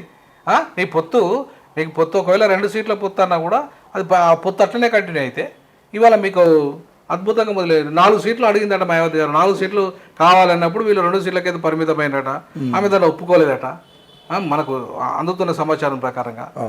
లేదు 2 సీట్లకే ఈయనక లోపాయికారు ఒప్పందం చేసుకున్నాడు అని చెప్పేసి అన్నందుకు ఆమె సస్పెండ్ చేయాలి, ఈయనను మాట ఇట్లా చేస్తున్నా ఓవర్ చేస్తున్నా అని చెప్పేసి ఈయనను సస్పెండ్ చేసే ప్రోగ్రామ్ చేయడానికి వేసి ఆమె రెడీ అవుతున్న క్రమంలో దాన్ని గమనించిన ప్రవీణ్ కుమార్ రాజీనామా అస్త్రాన్ని ప్రయోగించారు. అట్లా ఇప్పుడు అక్కడ కూడా అంతే కదా, సస్పెండ్ కాకుండానే అక్కడ సెక్రటరీగా సస్పెండ్ కాకుండా విఆర్ఎస్ అస్త్రాన్ని ప్రయోగించి ఈ రాజకీయాలకు వచ్చిండు. ఇక్కడ ఇప్పుడు బీఎస్పీలో సేమ్ మళ్ళీ అదే అస్త్రం ప్రయోగించి ఇలా ఎక్కడికి వెళ్ళి తప్పించుకొని బీఆర్ఎస్లో పోయిండు. అంటే ఇట్లాంటి అవకాశవాదులు ఎంతో కాలం నిలబడలేరు. వాళ్ళ నిజ స్వరూపం బయటపడుతుంది. ఇవాళ నువ్వు సినిమా తీసుకునేంత డబ్బు ఎక్కడికి వచ్చింది నీకు? ఇప్పుడు నీకు నిజంగా నువ్వు బహుజనవాద సిద్ధాంతానికి ఒక్క జీతం మీదనే నువ్వు ఉంటే, ఇవాళ నేను జీతం మీద ఉన్నా అండి, నేను చాలా స్పష్టంగా చెప్తున్నా, జీతం మీదనే బతుకుతున్నా. కేవలం అయితే ఈ చిన్న ఇల్లు, వరంగల్ ఇల్లు, నేను ప్రతిదీ కూడా ఇన్కమ్ ట్యాక్స్ రూపంలో నాకు వచ్చిన జీతం ప్రకారంగా నీకు లెక్క రాప చెప్తా. దమ్ముంటే నువ్వు ఇప్పటిదాకా నువ్వు సినిమాకి వచ్చిన పైసలు ఎక్కడికి లెక్క చెప్పు. ఇప్పటిదాకా నువ్వు ఎక్కడ ఎవరెవరు ఇప్పుడు సమస్య కూడా నీకు లెక్క చెప్తాను. ఇక్కడ నువ్వు ఎవరెవరి దగ్గర ఎంత తీసుకున్నావు లెక్కలది అవన్నది తెలుస్తుంది. ఇప్పుడు ఒక ఉద్యోగం మీద ఉండి మనం అమ్ముడుపోకుండా ఉంటే, మనం ఎవరికైనా అమ్ముడుపోకుండా ఉంటే నీ ఉద్యోగం మీద మనం ఇంత సంపాదించలేము, ఇన్ని రాజకీయాలు చేయలేము. చేయగలమా? చేయలేము. ఎక్కడో ఒక లోపాయికార ఒప్పందాలు నీతో జరిగినాయి కాబట్టి నువ్వు ఇంత రకమైన డ్రామాలు ఆడుతున్నావు కాబట్టి ఇవాళ ఇట్లాంటిది నీకు మీడియా సపోర్ట్ అయింది. అగ్రవర్ణాల మీడియా బహుజన నాయకుని ఎవరన్నా చూపెడుతుందా? మీడియా ఎవరిని చూపెట్టదు కదా. నేను ఎందుకు అంతగానో చూపెడుతుంది? తమ్మిన దగ్గర నేను ఎందుకు చూపెడుతుంది అంటే నీకు లోపాయికార ఒప్పందాలు మీడియాతో ఉన్నాయి, నీకు అగ్రవర్ణ పార్టీలతో ఒప్పందాలు. నువ్వు అగ్రకుల ఏజెంట్గా మారే ఒకటి బహుజనవాదాన్ని బొందబెట్టినావు. బహుజనవాదాన్ని బొందబెట్టి దొర దగ్గరికి పోయినావు. నువ్వు దొర దగ్గరికి పోయి ఇప్పటిదాకా మొన్నటిదాకా నువ్వు బానిసలు అన్నావు కదా, బాలకోసం మన బానిస అన్నావు. మరి ఇప్పుడు ఆయన పక్కన నిలబడి ప్రెస్ మీట్లు ఉన్నావు కదా నువ్వు. దళితులు ఉన్న వాళ్ళంతా బానిసలు అన్నావు కదా. మరి ఏమైంది? మరి వాళ్ళు ఇప్పుడు నీకు దొరలైనా మరి బానిసలు పోయి ఇప్పుడు నువ్వు బానిసలు అన్నలే కదా వాళ్ళంతా. అవును, మరి వాళ్ళందరూ నువ్వు అన్ని డైలాగులు కొట్టకుండా ఉంటే బాగుండేది. నువ్వు అన్ని డైలాగులు కొట్టి చేసి బానిసలు అని అంటే కాంగ్రెస్ వైపు ఓటు బ్యాంకు, దళిత ఓటు బ్యాంకు బాగుండా నీకు పడాలని చెప్పేసి ఇవన్నీ చేసినావు డైలాగులు. అది కాస్త నీకు రివర్స్ అయింది. ఇవాళ మళ్ళీ ఏం చేస్తున్నావు? నువ్వు నీ ఒరిజినాలిటీ చూపెట్టుకుంటున్నావు. ఓకే సార్, అంటే నీ ఒరిజినల్గా నీ కేసీఆర్తో ఉన్న రహస్య ఒప్పందం ఏదైతే ఉందో అది బయటపడదు. అంటే ఇప్పుడు ఎవరినైతే బీఆర్ఎస్లో మనం అంటే ఇన్ని రోజుల పాటు బహుజనవాదానికి సంబంధించిన విషయంలో ఆర్ఎస్పీ గారిని ఎవరు విమర్శించినా కూడా క్లియర్గా వీళ్ళందరూ బానిసలు, మీరు అల్లకెళ్ళి బయట రావాలని బాలకోసమని తిట్టిరు, గాదర్ కిషోర్ని తిట్టిరు.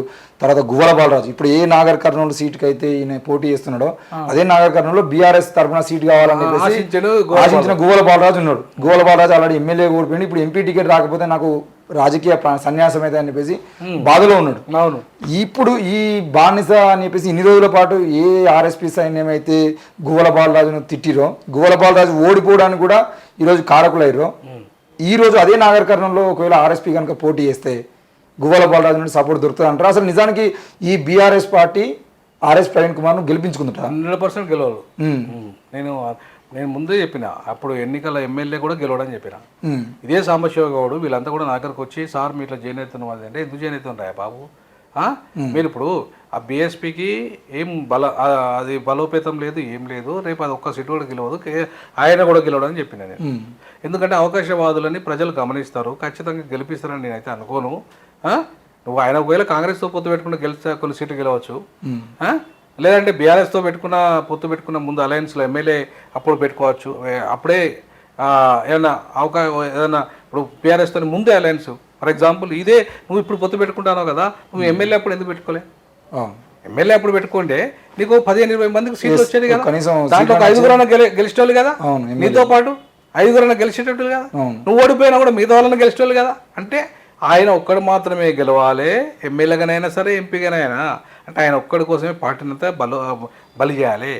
ఇంకా అందుకే నువ్వు ఎమ్మెల్యే అప్పుడు ఎందుకు అలయన్స్ పెట్టుకోలేదంటే, ఎమ్మెల్యే అప్పుడు కనుక అలయన్స్ పెట్టుకుంటే డైరెక్ట్గా ఓట్ బ్యాంక్ చీలదు కదా. అవును, ఓట్ బ్యాంక్ చీల్చే లక్ష్యం కదా వీళ్ళది. వీళ్ళ ఒప్పందం రాసి ఒప్పందం కాంగ్రెస్ ఓట్ బ్యాంక్, బీఆర్ఎస్ వ్యతిరేకత ఓటు కాంగ్రెస్ పడద్దు, బీఎస్పీ పడాలి దళిత ఓట్ బ్యాంకు. కాబట్టి అట్లా ఒకవేళ కాంగ్రెస్తో పొత్తు పెట్టుకున్నా ఆ పరిస్థితి ఇంకా అడ్వాన్స్ అయ్యేది. ఈ 29 సీట్లు కూడా రాకపోయి 9 సీట్లకే పరిమితం అయ్యేది ఇది. కాబట్టి ఆ కాంగ్రెస్తో పొత్తు జరగాలి. చివరికి బీఆర్ఎస్తో పొత్తు పెట్టుకున్నా సరే అది ఏమయ్యేది, ప్రభుత్వ వ్యతిరేకత ఓటు ఏదైతే ఉందో కొంత కాంగ్రెస్కి పోయేది, ఇంకెక్కువ పోయేది. అటువంటిప్పుడు కొన్ని చోట్ల 1-2 చోట్ల వీళ్ళు గెలవచ్చు, మిగతా చోట్ల వీళ్ళు గెలవచ్చు. ఈ రకంగా ఎట్లా చూసినా కూడా కాంగ్రెస్కు ప్లస్ అయ్యేదాన్ని మైనస్ చేద్దామని చూస్తున్నారు, కానీ వీళ్ళకి మైనస్ అయింది. సో ఇవాళ ఏంటంటే గతం నిజంగా ఈయనకు చిత్తశుద్ధి ఉంటే బహుజనవాదాన్ని బలోపేతం చేసి అలయన్స్లతో పోవాలనుకుంటే ముందే ప్రీపోల్ ఎలక్షన్స్ పెట్టుకోవాల్సి ఉండే, ఎమ్మెల్యే ఎలక్షన్స్ కంటే ముందే కాంగ్రెస్తో కానీ బీఆర్ఎస్తో కానీ ఒప్పందం చేసుకోవాల్సి ఉండే. అది చేయకుండా ఇవాళ వీళ్ళ రహస్య ఒప్పందంలో భాగంగా ఇవాళ బయటపడ్డది వీళ్ళ ఒప్పందము. ఇవాళ మళ్ళీ తిరిగి ఏమైంది, మాయావతి ఇవన్నీ గమనించిన తర్వాత, అంటే ఆమెకు తెలుసు ప్రీపోల్ ఒప్పందం తెలుసు, ఆమెకు తెలియకుండా ఏది లేదు. మాయావతి గారికి ఇక్కడ ఏం జరుగుతుందో ఈ క్షణంలో ప్రతి రిపోర్ట్ ఉంటుందండి మాయావతి గారికి. ఆమె పెద్ద లీడర్, ఆమెకు రిపోర్ట్ లేకుండా ఉండదు. ప్రవీణ్ కుమార్ ఏం చేస్తాడు, తుమ్మింటాడు, దగ్గుతాడు, ఏం చేస్తాడు, ఎవరి దగ్గర పోతాడు, ఆమె డైరెక్షన్ లేకుండా ఇంతవరకు ప్రవీణ్ కుమార్ ఏం చేసిండా నేను అనుకోను. కాకపోతే ఇక్కడ మాత్రం 4 సీట్ల కాడ 2 సీట్లకి జాతీయ పార్టీ, ఇంత పార్టీ మన పెద్ద పార్టీ 4 సీట్లు మనం అడుగుదాము, 2 సీట్లకి పరిమితం కావద్దు అని చెప్పేసి ఏదో జరిగింది, సంథింగ్ ఈజ్ హ్యాపెండ్. సో ఆమె కోపం వచ్చింది, ఆమె తుమ్మితే కోపం వస్తే వాళ్ళు తీసి పడేస్తాయి ఎవరైనా. పెద్ద సూర్యప్రకాశ్నే తీసి అంత పెద్ద మీటింగ్ పెట్టిన నిర్ణయం లేక అది తీసి పడేస్తుంది. కాబట్టి ఆ తీసి పడేసే క్రమంలో నువ్వు వచ్చేసినావు బయటికి, వచ్చేసి ఇలా బీఆర్ఎస్కి వెళ్ళిపోయినావు అనేది ఇలా నేను అంటున్నమాట కాదు. ఇది ఇదే విశారదన్ ఇదే లైవ్లలో టీవీలలో మాట్లాడుతున్న మాటలు ఇవి నేను అంటున్న మాటలు కాదు. ఆయనను తొలగించే మాయావతి సస్పెండ్ చేస్తున్న టైంలోనే ఆయన తిరిగి మళ్ళీ ఈ డ్రామా ఆడిండు, ఇళ్ళకెళ్ళి బయటికి పోయి బీఆర్ఎస్లకు పోతున్న డ్రామా ఆడిండు అని చెప్పేసి విశారదనే ఆరోపిస్తున్నాడు. ఇప్పుడు బీఆర్ఎస్లో చేరిన తర్వాత ఈయనకి బీఆర్ఎస్ పార్టీలో ఏమన్నా సముచిత స్థానం ఇచ్చే అవకాశాలు ఉంటాయి? ఆ పార్టీలో ఏదైనా పదవి, అంటే కేవలం నాగర్ కర్నూలు ఎంపీ సీట్ ఒక్కటే కాకుండా నేను పదవులు ఇచ్చే అవకాశాలు అనుకుంటున్నాను. ఎందుకంటే పార్టీ పదవి ఎందుకు ఇస్తారంటే, ఈయన ఎట్లాగూ వీళ్ళ కాంగ్రెస్ మీద యుద్ధం చేయాలి. ఈయన వాళ్ళంతా లక్షల కోట్ల రూపాయల కుంభకోణాలకు పాల్పడి ఉన్నారు. అయ్య, కొడుకు, అల్లుడు అందరు, ఈవెన్ ఎమ్మెల్యేలు, ఓడిపోయిన ఎమ్మెల్యేలు, గెలిచిన ఎమ్మెల్యేలు అందరు కుంభకోణాలే ఇరుక్కొని ఉన్నారు. ఎవడు కూడా నిజాయితీ పరులు ఒక్కడు లేడు. సో కాబట్టి ఏమవుతుంది, ఖచ్చితంగా వీళ్ళ మీద యుద్ధం ప్రకటిస్తుంది కాంగ్రెస్ పార్టీ ఏదో ఒక రకంగా. అప్పుడు ఏమవుతుంది, యుద్ధం ప్రకటించే క్రమంలో ఎవరో ఒకరిని దళితుని ముంగడ పెట్టారు అనుకోండి, వాళ్ళు రెడ్లు కాబట్టి ఖచ్చితంగా ఆ రెడ్ల మధ్యలో ఈ ఫైట్ జరుగుతున్న క్రమంలో ఎక్కువ ప్రవీణ్ కుమార్ అనలేరు వీళ్ళు, అంటే దళితులంతా కూడా హట్ అవుతారు. సో కాబట్టి అది మనకు వ్యతిరేకత వస్తుంది అనే ఉద్దేశంతో ఇవాళ కాంగ్రెస్ కొంత వెనుకవే అవకాశం ఉంటుంది. ఈవెన్ రేవంత్ రెడ్డి కూడా చాలా ఆచితూచి మాట్లాడండి ప్రవీణ్ కుమార్ మీద, జర్నలిస్ట్ దాంట్లో ఆచితూచి మాట్లాడిండు. అంటే రేపు మొత్తం వాళ్ళ మీద యుద్ధం అయితే ఈయన ముంగడ పెట్టేస్తారు. ఈయన ముంగడ పెట్టాలంటే ఈయనకి ఏదో పదవి ఉండాలి, అవునా? పుట్టి ఎంపీ అభ్యర్థి అయితే నడవదు. కాబట్టి ఈయనకు ఖచ్చితంగా ఏదో ఒక పార్టీ పదవి ఇస్తారు, ప్లస్ అట్లాగే ఆ ఎంపీ టికెట్ బహుమానంగా ఇస్తారు. చివరికి ఆ బాలరాజు బలైపోతాడు. బాలరాజు అయితే ఏ బాలరాజు అయితే ఇవాళ ఉన్నాడో ఆయన బలైపోతాడు అక్కడ. అది మొత్తానికైతే ఈ బీఎస్పీ బీఆర్ఎస్ పుత్తున్న విషయాన్ని పక్కన పెడితే అది ప్యాకేజీ కోసమా ఏం జరిగింది మొదటి నుండి ఆ విషాదరం లాంటి వాళ్ళు విమర్శ చేస్తున్నట్టు కేసీఆర్ వదిలిన బాణమే అనే విషయాన్ని ఒక్కసారి పక్కన పెడితే బహుజనవాదం ఏదైతే ఉందో ఆనాడు నల్లా సూర్యప్రకాష్ గారిని బీఎస్పీ పక్కన పెట్టినప్పుడు ఆగిపోయిన రథము గత 2 సంవత్సరాలుగా మళ్ళీ పుంజుకుంది. బహుజన రథం మళ్ళీ ఒక త్రోవలోకి వచ్చింది. ఇది గట్టిగా మనం దీన్ని ముందు తీసుకుపోగలిగితే బహుజన ఐడియాలజీని ముందు తీసుకుపోగలిగితే బాబాసాహెబ్ కలలుగన్న రాజ్యం ఏర్పడుతుంది అనే వరకు చాలామంది యువకులు కానీ అందరూ అనుకున్నారు సార్. అందరూ అనుకున్నారు. ఈ 2024 ఎన్నికల్లో అంటే మొన్నటి అసెంబ్లీ ఎన్నికలో బీఆర్ఎస్ను ఓడించాలి, కేసీఆర్ను గద్దెదించాలనే ఆలోచనతో కాంగ్రెస్ కోటేశ్వర ప్రయత్నం చేసిరు కావచ్చు. కానీ చాలామంది కూడా బహుజనవాదము ఆర్ఎస్పీ లేదంటే బీఎస్పీ ఏదో ఒక ఐడియాలజీకి అయితే వచ్చిర్రు. అటు సాయి చంద్ లాంటి వాళ్ళు పాటలు కానీ, రాజేష్ రేంజర్ల, బైర్ నరేష్ లాంటి వాళ్ళు, లేదంటే మీలాంటి వాళ్ళు గ్రామాల్లో పోయి ప్రచారం చేయడము, విచారణ లాంటి వాళ్ళు టీములు తయారు చేసి సిద్ధాంతాలను బోధించడము అన్నీ ఒక క్రమంలో జరుగుతూ వచ్చినాయి. ఇక వీళ్ళందరూ ఏకమైతే గడిలో కొట్టుడు పెద్ద లెక్క కాదు అనే కోణంలోకి వచ్చిన తర్వాత ఇప్పటికిప్పుడు ఈయన రాజీనామా చేసి బీఎస్పీ ఏం చేసుకుంటుందో నాకు సంబంధం లేదు అనే మాట మాట్లాడడం వల్ల రానున్న రోజుల్లో బహుజన రాజ్యం పరిస్థితి ఏంది?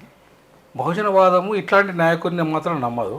ఎందుకంటే ఇప్పుడు బీఎస్పీ నాకైతే బీఎస్పీ మీద సదాభిప్రాయం లేదు. ఎందుకు లేదంటున్నానంటే మాయావతి గారు ఆమె అటిట్యూడ్ నియంతృత్వ విధానం ఒకటి, బీజేపీకి సరెండర్ కావడం 2, మూడవది ఆమె ఈడబ్ల్యూఎస్ రిజర్వేషన్లను ఈ దేశంలో మొట్టమొదటి తీసుకొచ్చి మొత్తం రిజర్వేషన్ల సిద్ధాంతానికి తూట్లు ఓడిచిన వ్యక్తిగా ఆమె చరిత్ర నిలిచిపోయింది. ఎందుకంటే సామాజిక ప్రాతిపదికను అంబేద్కర్ ప్రతిపాదిస్తే ఆర్థిక ప్రాతిపదికను ఇంట్రడ్యూస్ చేసింది ఈమెనే. సో దానివల్ల ఎస్సీ ఎస్టీ బీసీ మైనార్టీలు అందరికీ నష్టం జరిగింది. అవును, మొన్నటిసారి ఉద్యోగాలు కాదు, అంతకుముందు కూడా ఉత్తరప్రదేశ్లో జరిగింది కాబట్టి వాళ్ళు దూరమైనరు. ఆ ఈడబ్ల్యూఎస్ రిజర్వేషన్ తీసుకొచ్చి బ్రాహ్మణులకు మేలు చేసింది కాబట్టి బహుజనులంతా ఆమెకు దూరమయ్యారు. దూరమై బీజేపీ వైపు వెళ్ళిపోయింది తప్ప ఆమె వైపు రాలేదు. సో ఇవాళ ఆమె ఆ దేశమంతా నరేంద్ర మోడీ పట్టుకొచ్చిండు అదే ఆమె సిద్ధాంతాన్ని. దాని బ్రాహ్మణులకు చాలా ఉపయోగపడుతుంది, అగ్రవర్ణాలకు ఉపయోగపడే కార్యక్రమం. సో కాబట్టి ఇవాళ ఆ ఈడబ్ల్యూఎస్ రిజర్వేషన్ ఈ దేశంలో తీసుకొచ్చిన ఘనత ఆమెదే. అదొక రకంగా అది దానివల్ల నేను వ్యతిరేకం, పూర్తి వ్యతిరేకం ఆమె. రెండవది వర్గీకరణకు ఆమె వ్యతిరేకం. ఇప్పుడు నువ్వు నీ ఉత్తర భారతదేశంలో నీ చమార్లు బాగుపడితే, దక్షిణ భారతదేశంలో మాడలు బాగుపడితే అందరూ బాగుపడేట్టు కాదు కదా. సో కాబట్టి ఎవరైతే పీడితులు ఉన్నారో, ఎవరైతే వెనుకబడ్డ జాతులు ఉన్నాయో అందరూ బాగుపడాలి. మాది ఉపకులాలు, మాలల్లో ఇంకా పేదలు, ఇట్లాంటి వాళ్ళందరూ బాగుపడే కార్యక్రమం జరగాలి. నువ్వు బాగుపడ్డా కాబట్టి వ్యతిరేకించడం అనేది తప్పు. అంబేద్కరిజానికి వ్యతిరేకం. సో వర్గీకరణ సిద్ధాంతాన్ని ఆమెకు వ్యతిరేకం, నేను దానికి అందుకే వ్యతిరేకం. మూడవది దళిత క్రైస్తవులకు ఎస్సీ హోదా ఇవ్వమని చెప్పేసి గత 75 ఏళ్ళుగా కొట్లాట జరుగుతుంది. నేను ఇప్పటికీ వర్గీకరణ విషయంలో కూడా మధుకృష్ణ మాది గారు బీజేపీకి సపోర్ట్ చేసిన తర్వాత బలంగా వ్యతిరేకించిన ఆయన. కారణం ఏంటిదంటే ఒకటే ఒక కారణం ఏంటంటే ఇవాళ 90% క్రైస్తవులు ఎస్సీలలో ఉన్నారు. ముఖ్యంగా ఆంధ్రలో అయితే మొత్తం 100కు 100% వాళ్ళంతా కూడా క్రైస్తవులుగానే ఉన్నారు. సో ఇట్లాంటి పరిస్థితులలో బీజేపీ స్పష్టంగా చెప్పింది, మేము దళిత క్రైస్తవులకు రిజర్వేషన్ ఇవ్వమని చెప్పింది. సుప్రీంకోర్టుగా స్పష్టంగా రాసిచ్చింది అప్రవేట్. అట్లాంటి పరిస్థితుల్లో వర్గీకరణ చట్టం అత్యంత రాకపోతే నీ 30 ఏళ్ళ పోరాటం వృధా కదా. ఇప్పుడు 80-90% ఉన్న దళిత క్రైస్తవులకు వర్తించిన చట్టము ఎవరికి వర్తిస్తుంది ఇక? అంతే. అంటే ఓన్లీ హిందూ మాదిలకు వర్తిస్తుంది, లేదా హిందూ మాలకు వర్తిస్తుంది. వాళ్ళు ఉన్నది ఎంత శాతం? 10-20%. నువ్వు 10-20% వాళ్ళ కోసం 30 ఏళ్ళ కొట్లాడ చేస్తావా? అది కూడా అయ్యేది లేదు, పోయేది లేదు. ఇప్పటివరకు ఏం కాలేదు. ఎన్నికల షెడ్యూల్ ఆల్రెడీ వచ్చేసింది. అంటే ఇప్పుడు కూడా నీకు రాలేదు కదా, అంటే మోసం చేసినట్టే కదా. బీజేపీ నేను మోసం చేసినట్టే కదా, నేను వాడుకున్నట్టే కదా. సో కాబట్టి మళ్ళీ నేను ఏమంటుంది 29కి నేను చేస్తానంటారు వాళ్ళు. మళ్ళీ అధికారంలోకి వస్తే వచ్చిన తర్వాత నేను చేస్తానంటారు. అంటే ఇంత చీటింగ్ ఓపెన్గా బహిరంగంగా చీట్ చేసిన బీజేపీకి నువ్వు మధుకృష్ణ సపోర్ట్ చేసిండు. తర్వాత నేను ఆ ఎస్సీ హోదాను మాయావతి సపోర్ట్ చేయలే, దళిత క్రైస్తవులకు ఎస్సీ హోదా అంటే ఈడబ్ల్యూఎస్ సపోర్ట్ చేస్తావు అగ్రవర్ణ పేదలకు, కానీ అగ్రవర్ణ పేదల్లో ఉన్న దళితులకు మాత్రం నువ్వు సపోర్ట్ చేయవు. అది వర్గీకరణ విషయంలో సపోర్ట్ చేయవు, ఎస్సీ హోదా విషయంలో దళిత క్రైస్తవ సపోర్ట్ చేయవు. ఇక నీకు అసలు నీకు ఏం బహుజనవాదం ఉన్నట్టు, నీకు ఏం దళితవాదం ఉన్నట్టు. కాబట్టి ఇట్లాంటి దళిత వ్యతిరేకి అగ్రవర్ణ ఏజెంట్ అయిన మాయావతి ఆమె అంత కన్షీరామ్ గారు కాదు, మళ్ళీ కన్షీరామ్ గారు దేవుడు, ఒక రకంగా చెప్పాలంటే బహుజనులకు దేవుడు ఆయన. సో ఆయనతో తిరిగిన వ్యక్తులు ఆయనను ఎప్పుడు మర్చిపోరు. ఆయన కమిట్మెంట్ను, ఆయన త్యాగాన్ని ఎవరు మర్చిపోరు. కాదు ఎప్పుడైతే ఆయనను చిత్రహింసలకు గురి చేసి ఆ చావుకు కారణమైన మాయావతి ఇవాళ మొత్తం బహుజనవాదానికి కాస్త బ్రాహ్మణవాద కళ్ళకాడ పెట్టేసి ఇలా బీజేపీని అధికారంలో తీసుకొచ్చేసింది. ఎందుకంటే ఆమె కరప్టెడ్ అయింది కాబట్టి, పూర్తిగా కరప్టెడ్ అయిపోయి ఆ కరప్షన్లో ఇరుక్కోపోయి ఇవాళ మొత్తం బహుజనవాదాన్ని అగ్రవర్ణాలకు తాకట్టు పెట్టేసి, ముఖ్యంగా బీజేపీకి.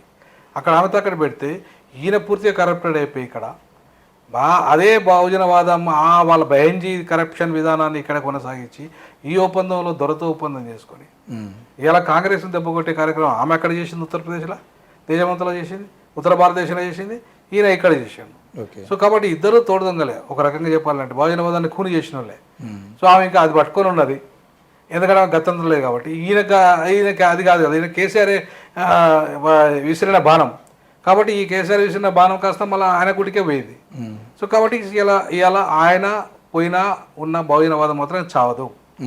బహుజనవాదం ఖచ్చితంగా బతికే ఉంటుంది. బహుజనవాదము ఈ దేశంలో సమసమాజం వచ్చేంత వరకు, ఈ దేశంలో స్వేచ్ఛ, సమానం, సౌభ్రతత్వం, సామాజిక, ఆర్థిక, రాజకీయ న్యాయం అన్ని రంగాల్లో అందరికీ జరిగే వరకు ఈ కొట్లాట కొనసాగుతూనే ఉంటుంది. అది ప్రవీణ్ కుమార్ లాంటి వాళ్ళు ఎంతోమంది అని పోని బహుజనవాదం చావదు. కాకపోతే నాయకత్వ లోపం జరుగుతుంది. నాయకుడు, బలమైన నాయకుడు రావాలి బహుజనులకు అనేది ఒకటి వస్తుంది, ఖచ్చితంగా పుడతాడు. ఇప్పుడు 2008 తర్వాత 15 ఏళ్ళ తర్వాత ఏదో నువ్వు మోసం చేసినా, కేసం చేసినా, ఏది చేసినా మొత్తానికైతే నీ రూపంలో అయితే కొంత చలనం అయితే ముందుకు వచ్చింది. అట్లా ఆగిపోయింది ఆడ నీ మోసానికి బలైపోయింది. బట్ దాన్ని తీసుకుపోయే నాయకుడు కూడా వస్తాడు ఎవరో ఒకరు. తప్పకుండా బహుజనవాదం అనేది బతుకుతుంది. కానీ నేను ఏమంటానంటే, ఇట్లాంటి మోసగాళ్ళ చేతిలో బహుజనవాదం ఉంటే ఏం లాభం లేదు. అటు మాయావతి కానీ ఇటు ప్రవీణ్ కుమార్ కానీ బహుజనులను మోసమే చేశాను తప్ప బహుజనులను చిత్తశుద్ధి తీసుకోపోలేదు. బట్ నేను ఒకటే చెప్తున్నా, బహుజనవాదం పేరు మీద ఎవరైతే ఇవాళ ఉద్యమం చేయాలనుకుంటున్నారో మీరు అందరినీ కలుపుకోండి, అందరినీ కలవండి. పీడితులు మొత్తం మన బహుజనులే కదా అంతా. సో వాళ్ళందరినీ ఒక ప్లాట్ఫామ్ తీసుకురండి. అంతేగాని నాకే గొప్ప సిద్ధాంతం ఉంది, లేదంటే నేనే దుర్ముఖ లీడర్ని కానీ నాకంటే మించిన లీడర్లు అని చెప్పేసి విషాదం అనుకున్నా, ఇంకోరు అనుకున్నా, నేను అనుకున్నా, ఎవరు అనుకున్నా తప్పే. సో కాబట్టి ఇవాళ రియలైజ్ కావాల్సిన అవసరం ఉంది. నేను ఒకటే చెప్తున్నాను, ఇవాళ బహుజనవాదంతో ముందుకు వచ్చే వాళ్ళు ఎవరైనా సరే, విశారదన్ కానీ ఇంకెవరైనా కానీ మనమంతా ఒక ప్లాట్ఫామ్ మీదకి రావాలి. అవి బహుజనులకు ఏం కావాలి, వాళ్ళ ఎజెండా ఏంది, మన నాయకత్వం నమ్మాలంటే వాళ్ళకి ఏం చేసినాం, ఏం చేయాలి. ఇవాళ అగ్రవర్ణాల నాయకత్వాన్ని నమ్మినంతగా నేను ఎందుకు నమ్ముతలేరంటే, కేవలం డబ్బు ఒక్కటే కాదు, డబ్బు వాళ్ళ వెదలుడు ఒక్కటే కాదు, వాళ్ళు నిరంతరం వాళ్ళకి అందుబాటులో ఉంటున్నారు. పోలీస్ స్టేషన్ పోయినా అందుబాటులో ఉంటారు, సావుకు పోయినా అందుబాటులో ఉంటారు, హాస్పిటల్ కాడ అందుబాటులో ఉంటారు. మనం ఎక్కడ ఉంటున్నాం, ఉండలేము. కాబట్టి మనల్ని నమ్మే పరిస్థితి లేదు. కాబట్టి మనకు ఎవరు ఓటు వేస్తలేరు. శారదను 100కు పైగా సీట్లలో పోటీ చేసినా కూడా 32,000 ఓట్లు కూడా రాలే ఆయనకు. మరి నువ్వు శక్తివంతులు అయితే నీకు ఎందుకు రాలేదు? ప్రవీణ్ కుమార్ అన్నది అదే, నువ్వు 25 ఏళ్ళలో బహుజనవాదం తీసుకుంటే నీకు వచ్చిన ఓట్లు నీ అంటే ఆయన అడిగిండు. అది కూడా సమాధానం చెప్పాల్సిన ప్రశ్నే కదా. తప్పు కరెక్టే. మరి ఎందుకు ఇంప్లిమెంట్ చేయలేకపోయినావు నువ్వు అనేది కూడా ఒక కీలకమైన సమస్య కదా. సో కాంశీరామ్ గారు చేయగలిగిన నువ్వు ఎందుకు చేయలేకపోయినావు? మాయావతి చేయగలిగిన ఉత్తర భారతదేశంలో ఎందుకు చేయలేకపోయినావు? అంటే ఇక్కడ వర్గీకరణ ఉద్యమం బలంగా ఉంది కాబట్టి అంత ఈజీగా మాలమాదిగలు ఒకటై రాజ్యాధికారం దిశగా వెళ్ళే పరిస్థితి లేదు. కాబట్టి కాంశీరామ్ గారు ఇక్కడ సక్సెస్ కాలేకపోయారు, ఉత్తర భారతదేశంలో సక్సెస్ అయ్యారు, ఇక్కడ కాలేకపోయారు. కారణం ఏంటంటే మాలమాదిగ స్ప్లిట్ ఏదైతే చంద్రబాబు నాయుడు పుణ్యాన ఇవాళ పెద్ద మనవాది చంద్రబాబు ఎంతో చీల్చేసి వాళ్ళకి పరిష్కారం లేకుండా, అసలు వర్గీకరణ సమస్యకు 2001లోనే పరిష్కారాన్ని నేను అందించిన. 341 సవరణ అసాధ్యము, 371D ద్వారా మాత్రమే వర్గీకరణ సమస్య పరిష్కారం ఉన్నది, దాని ద్వారానే చేసుకోవాలి. ఇది పెద్ద వర్గీకరణ సమస్య కుల సమస్య కాదు, ఇది ప్రాంతీయ సమస్య అని చెప్పా. ఇది ప్రాంతాల మధ్య ఏర్పడ్డ సమస్య. అట్లాంటి తెలంగాణలో కూడా మాలమాదిగలు ఇద్దరు ఎవరు కూడా డబ్బులు ఉన్న వాళ్ళు కాదు, ఎవరు కూడా ఐఏఎస్లు కాదు, ఐపీఎస్లు కాదు. తెలంగాణలో మాలైనా మాదిగ ఒక జీ వెంకటస్వామి ఫ్యామిలీ డెవలప్ అయితే మాత్రం అందరూ డెవలప్ అయినట్టు కాదు కదా. కాబట్టి తెలంగాణలో మాదిగ ఉద్యమం అనేది అసలు అనవసరమైన ఉద్యమం.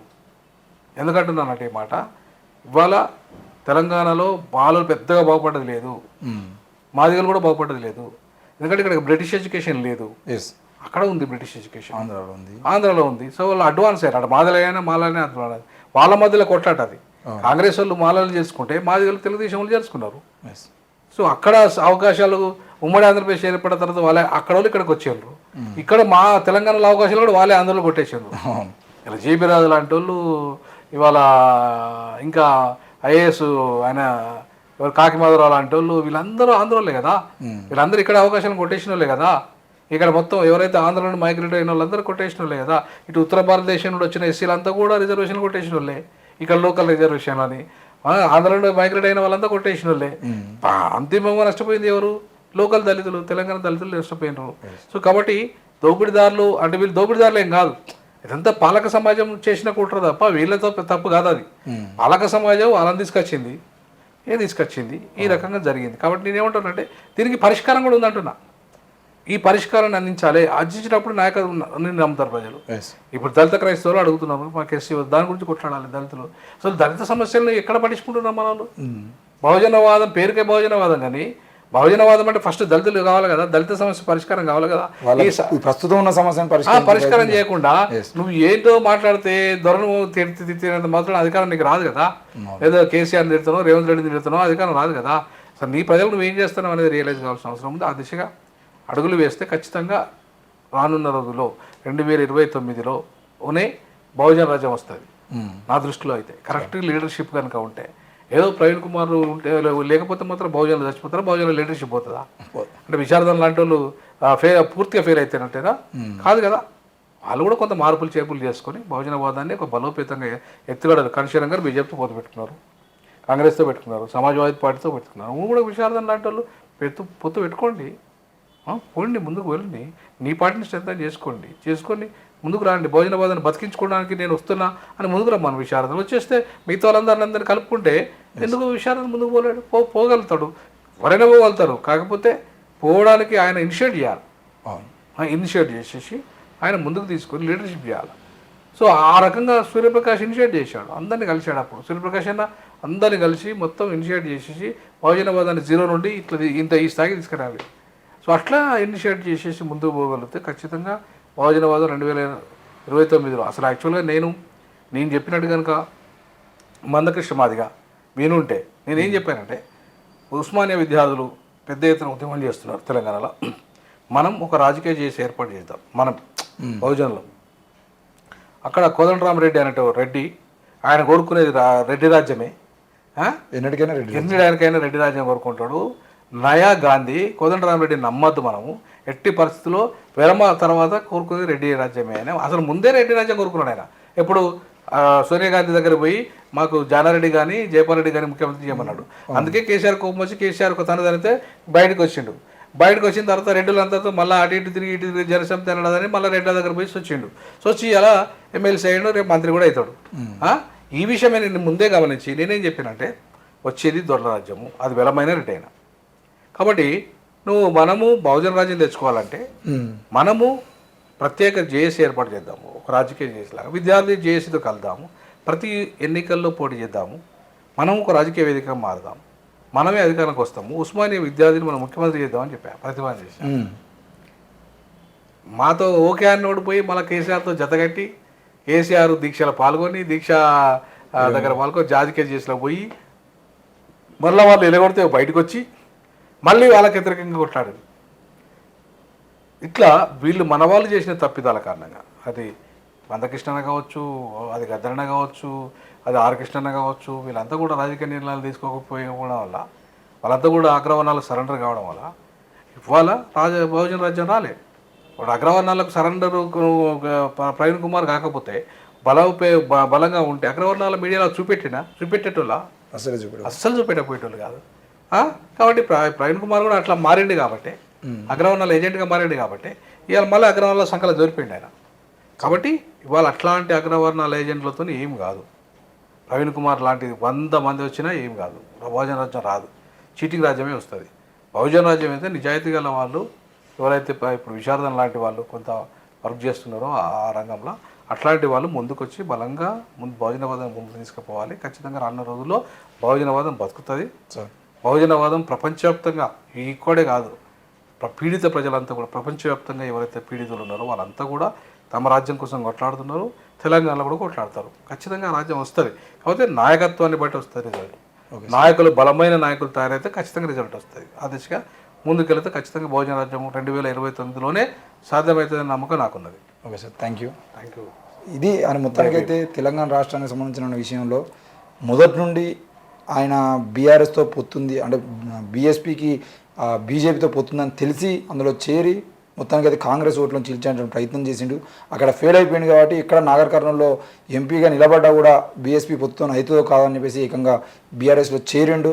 ఆయన నిజంగానే ప్యాకేజ్ కోసమే పనిచేసిందని చెప్పేసి క్లియర్గా చెప్తూనే ఆర్ఎస్ ప్రవీణ్ కుమార్ ఒక్కడు పోవడం వల్ల బహుజనవాదం ఎక్కడ కూడా చావదు, తప్పకుండా బహుజనవాదం గెలుస్తుంది. రానున్న రోజుల్లో అంతకన్నా గొప్ప నాయకుడు పుట్టుకొస్తారని చెప్పేసి అయితే చెప్తా ఉన్నారు. మరి ఏది ఏమైనా తెలంగాణ రాష్ట్రంలో ఇప్పుడు జరుగుతున్నటువంటి బహుజన రాజకీయాలను ఆలోచిస్తూనే తప్పకుండా కేంద్రంలో జరిగేటువంటి పరిణామాలను దృష్టిలో పెట్టుకొని రానున్న రోజుల్లో ఎవరిని గెలిపిస్తే బీజేపీకి సపోర్టర్గా మారుతారు. ఇక్కడ మనం వేసేటువంటి ఓటు బీఆర్ఎస్కి వస్తుంటే ఆ బీఆర్ఎస్ ఓటు రేపు బీజేపీకి పోతుందా ఏది అని చూసుకున్న తర్వాత ఓటు వేయాలి. తప్పకుండా బహుజన రాజ్యం 2029లో రావాలన్నా కూడా ఈరోజు బీజేపీ వ్యతిరేక శక్తులు అందరితో మనం కలవాల్సిన అవసరం ఉంది. చూస్తూనే ఉండండి. Thank you.